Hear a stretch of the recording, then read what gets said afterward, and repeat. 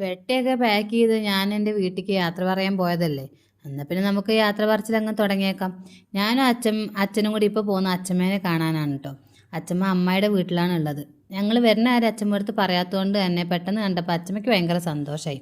ഞങ്ങളിരുന്ന് കുറേ എന്തൊക്കെയോ പറഞ്ഞു. അതൊക്കെ കഴിഞ്ഞിട്ട് അമ്മായി തന്ന ചായയും കുടിച്ച് അവിടെ നിന്ന് ഇറങ്ങി കേട്ടോ. അച്ഛമ്മയും ഞാനാണെങ്കിൽ പോളി വൈബാണ്. എപ്പോഴെപ്പോഴും വിളിക്കണം, അല്ലെങ്കിൽ കുട്ടികളെ പോലെ പരാതി പറയും, അല്ലെങ്കിലും വയസ്സായി അങ്ങനെയാണല്ലോ അല്ലേ.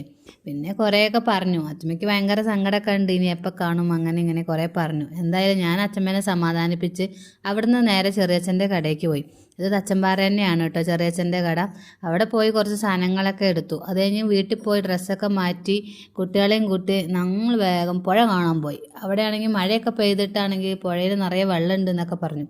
എന്നാൽ ശരി, പുഴയെങ്കിൽ പുഴ കാണാൻ പോവാന്ന് വിചാരിച്ചു അങ്ങനെ ഇറങ്ങി. ഇതാണ്ടോ കാടിറങ്ങി പാറക്കെട്ടിറങ്ങി നേരെ പോണത് പുഴ കാണാനാണ്. അപ്പോൾ ആക്ച്വലി ഇവിടേക്ക് ഇറങ്ങാനുള്ള വഴി ഇതൊന്നും അല്ലെങ്കിലും നമ്മൾ പോകുന്ന വഴി ഫുള്ള് വെള്ളവും ചളിയൊക്കെ ആയി കിടക്കുകയാണ്. പുഴയ്ക്ക് വന്നപ്പോഴോ എന്ത് രസമാണ് കാണാൻ. ശരിക്കും അടിപൊളിയായിട്ടുണ്ടായിരുന്നു. നല്ല കവിഞ്ഞൊഴുകുന്നുണ്ടായിരുന്നു. അത് കുറച്ച് കൂടിപ്പോയോ? അല്ല, ശരിക്കും കവിഞ്ഞൊഴുകുന്നുണ്ടായിരുന്നു. ഞങ്ങളവിടെ കുറേ നേരം ഇരുന്ന് പണ്ടത്തെ കാര്യങ്ങളൊക്കെ പറഞ്ഞ് കുറേ ഫോട്ടോസും വീഡിയോസും ഒക്കെ എടുത്ത് ഞങ്ങൾ വീട്ടിൽ പോയി നല്ലൊരു ചായയൊക്കെ കുടിച്ചു. അപ്പോൾ പിറ്റേ ദിവസം സ്കൂളുണ്ടായിരുന്നു. അപ്പോൾ കുഞ്ഞാവയുടെ കുട്ടീനെ സ്കൂളിൽ ചേർത്തിയതുകൊണ്ട് അവൾ പോവാൻ റെഡിയായി.